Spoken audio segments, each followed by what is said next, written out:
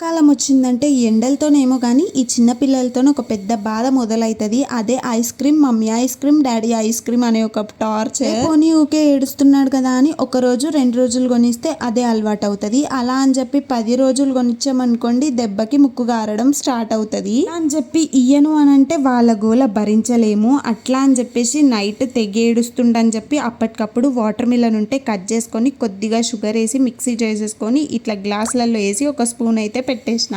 ముందు పొద్దున్న లేచి చూసే వరకు ఐస్ క్రీమ్ అయితే రెడీ అయిపోయింది. నాకన్నా నిద్ర పట్టింది కానీ మా బుడ్డోడికి అసలు నిద్ర కూడా పట్టలేదు అనుకుంటా. లేవగానే వాడు ఫస్ట్ అడిగిన మాట మమ్మీ ఐస్ క్రీమ్ అయ్యిందా తిందామా అని అడిగిండు. ఇక చూస్తారు కదా డే అంతా ఇవే పనులుగా లేచినప్పటికెళ్ళి మళ్ళీ పడుకునే వరకు ఇవే పనులు చేస్తాడు. ఈ మధ్య కొత్తగా బోనాల పిచ్చి పట్టుకుంది. ఇక ఏ గిన్నె దొరికినా దాన్ని వదిలిపెట్టేదే లేదు. నెత్తి మీద పెట్టేసుకొని బోనం బోనం అని చెప్పి వాడే పోతరాజు అయిపోతుండు. వాడే బోనాలు ఎత్తేసుకుంటుండు. వాడే అందరినీ బాధేస్తుండు. వాడే ఏడ్చుకుంటూ వచ్చి కంప్లైంట్లు ఇస్తుండు. వీడితో ఇట్లుంటది. ఇవన్నీ సర్లే కానీ వీడియో నచ్చితే లైక్ ఇచ్చి సపోర్ట్ చేయండి.